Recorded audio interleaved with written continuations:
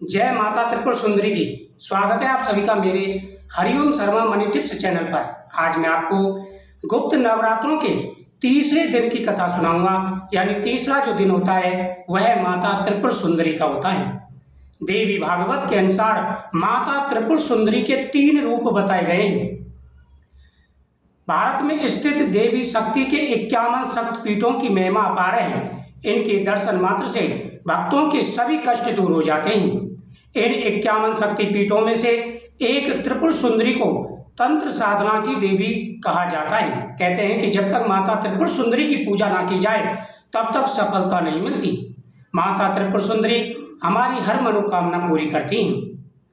तीनों लोकों में सबसे सुंदर होने के कारण देवी को त्रिपुर सुंदरी कहा जाता है। साधु संत और तांत्रिक अपनी साधना सिद्ध करने के लिए मां त्रिपुर सुंदरी की आराधना करते हैं। गुप्त नवरात्रों में माता त्रिपुर सुंदरी की विशेष रूप से आराधना की जाती है।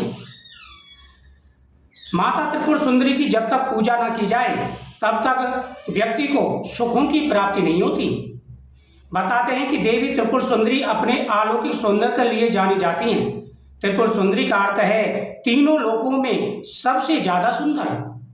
देवी भागवत में माता त्रिपुर सुंदरी के 3 रूप बताए गए हैं। माता त्रिपुर सुंदरी के 3 रूप बताए गए हैं।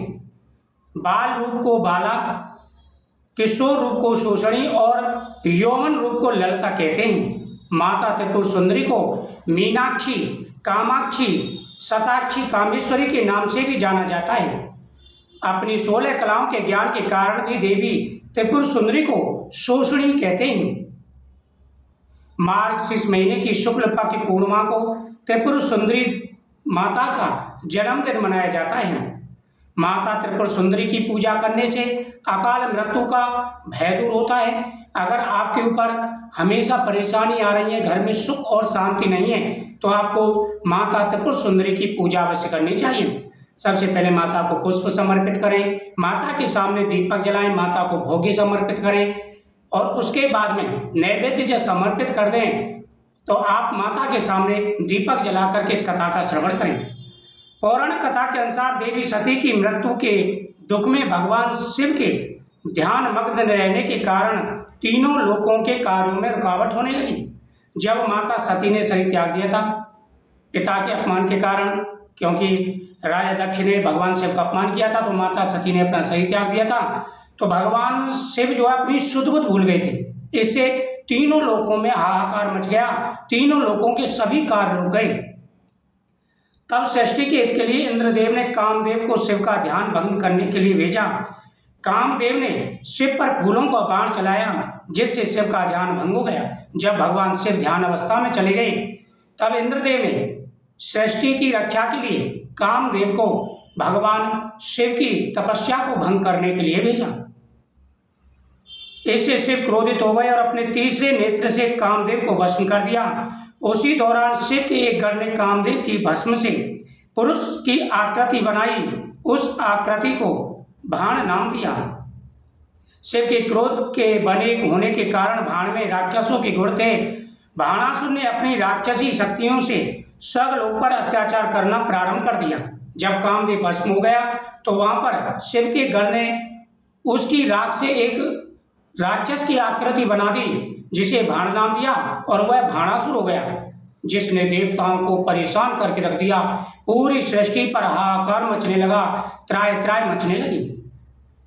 भाणासुर ने अपनी राक्षसी शक्तियों से स्वर्गलोक पर अत्याचार करना शुरू कर दिया। तब इंद्रदेव ने नारद ऋषि से इसका उपाय पूछा, तो नारद ऋषि ने देवराज इंद्र को अपने मांस और रक्त से आदि देवी की पूजा करने का सुझाव दिया। जब इंद्र परेशान हो गया तो देव ऋषि नारद से कहने लगा कि हे नारद जी, इसका कोई उपाय बताइए, इस भाणासुर से कैसे छुटकारा मिले। तब देव ऋषि नारद ने कहा कि अपने मांस और रक्त से देवी की आराधना करो। इंद्र ने आदि देवी की आराधना की। आदि देवी ने माता त्रिपुर सुंदरी का रूप लिया और भाणासुर का अंत कर सभी देवताओं को मुक्ति दिलाई थी। जब आदिशक्ति देवी की इंद्र ने उपासना की, उसके बाद में माता त्रिपुर सुंदरी ने रूप धारण किया और फिर उस भाणासुर का अंत किया। कहते हैं कि तब से तांत्रिक सिद्धियों के लिए माँ देवी की साधना शुरू हुई।